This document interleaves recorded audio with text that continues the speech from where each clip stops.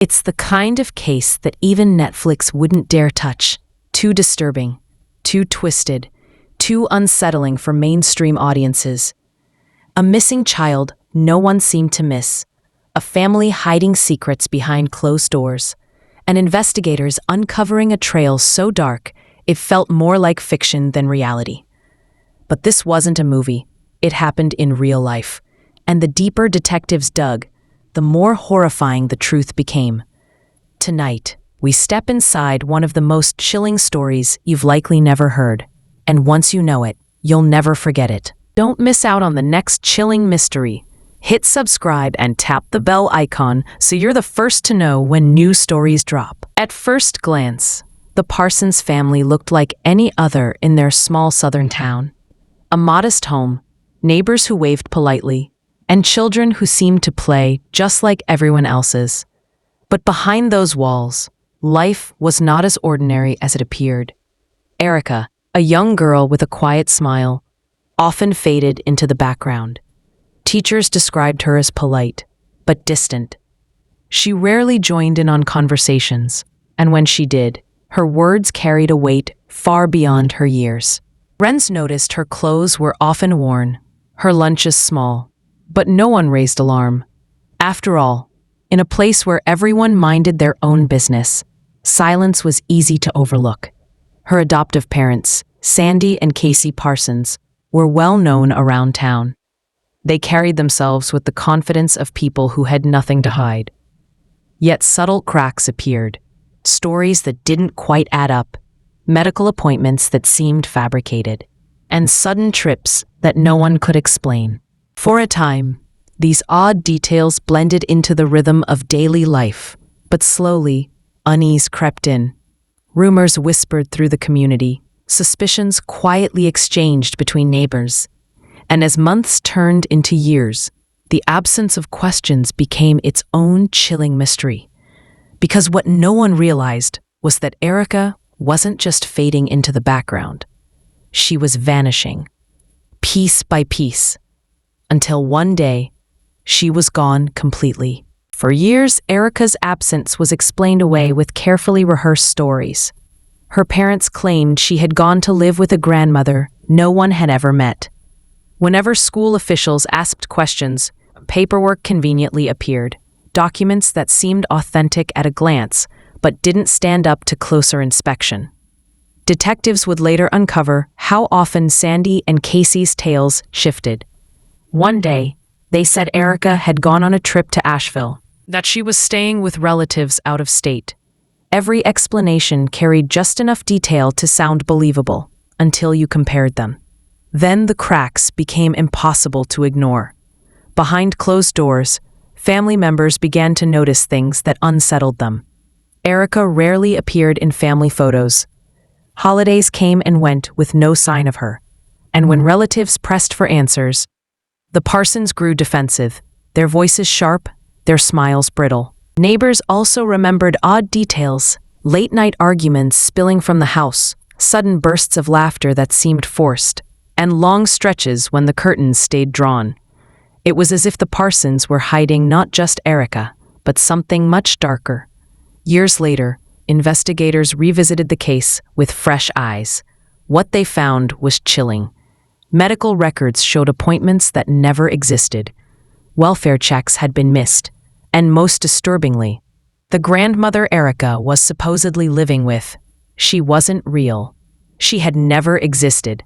The more detectives pulled at the threads, the more the story unraveled. It was no longer a matter of where is Erica, but rather, what happened to her?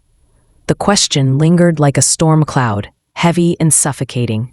And for those who had once looked the other way, the guilt was unbearable.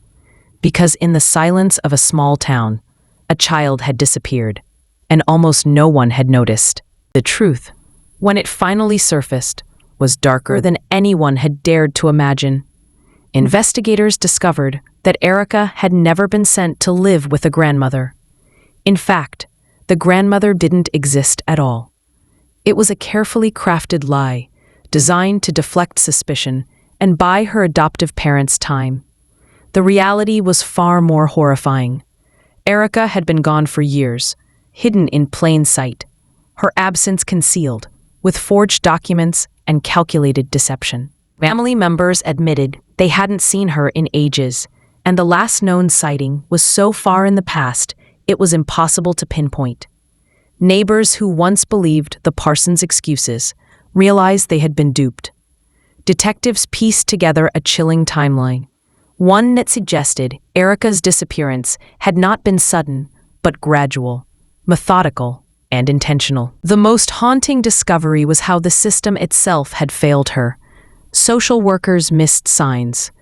Schools accepted paperwork without digging deeper. And all the while, Erica was slipping further into the shadows. When confronted, Sandy and Casey's stories collapsed. Their confident facade gave way to panic. In interviews, their words contradicted each other.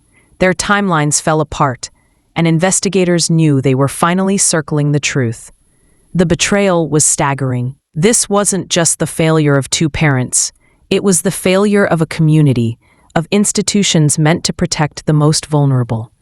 And as the walls closed in, one thing became painfully clear. Erica had never been safe inside that house. Today, the echoes of Erica's disappearance still haunt those who knew her name. Sandy and Casey Parsons were eventually convicted, not for murder, but for fraud and abuse. They now sit behind prison walls, serving sentences that reflect only part of their crimes. For many, justice felt incomplete, as if the true weight of what happened to Erica was never fully answered. The house where Erica once lived stands abandoned, its windows boarded, its walls decaying. Neighbors pass it in silence, a grim reminder of the secrets it once held. Some avoid the street entirely, unwilling to relive the shadows of what they missed. Investigators still speak of Erica's case with a quiet heaviness. Some believe the full truth will never be known, that vital details died with the lies her parents carried. Others hold out hope that one day, the unanswered questions will finally find resolution. And yet, the most haunting reality is this. Erica never had the chance to grow up, to tell her own story, to escape the silence that consumed her. Her absence lingers not only in the legal system's records, but in the hearts of those who wish they had seen the signs sooner. Because long after the trials ended and the headlines faded, one fact remains unshakable. A child vanished, and the scars of her disappearance still ripple through a community that will never forget. In the end, Erica's story is not just about a child who vanished. It's about how silence can bury the truth. A family's lies, a community's blind eye, and a system that failed at every level, combined to erase her from the world long before anyone asked the right questions. Her case forces us to confront a chilling reality. How many others like Erica exist right now, hidden behind closed doors, their voices muted by the very people meant to protect them? For every story that surfaces, how many remain untold, buried in paperwork, lost in silence, dismissed as something that doesn't add up? The Parsons house may be empty now, but its shadows still stretch far beyond its walls. Erica's name lingers like an echo, haunting investigators, neighbors, and strangers who hear her story for the first time. And while the courts have closed her file, the questions remain. Where exactly did Erica's trail end? How long had she been gone before anyone noticed? And perhaps the most haunting question of all, if the lies had never unraveled, would anyone have ever looked for her? Because in stories like this, the greatest horror isn't always the crime itself. It's how easily the world moved on. With that said, thanks for watching, and until next time.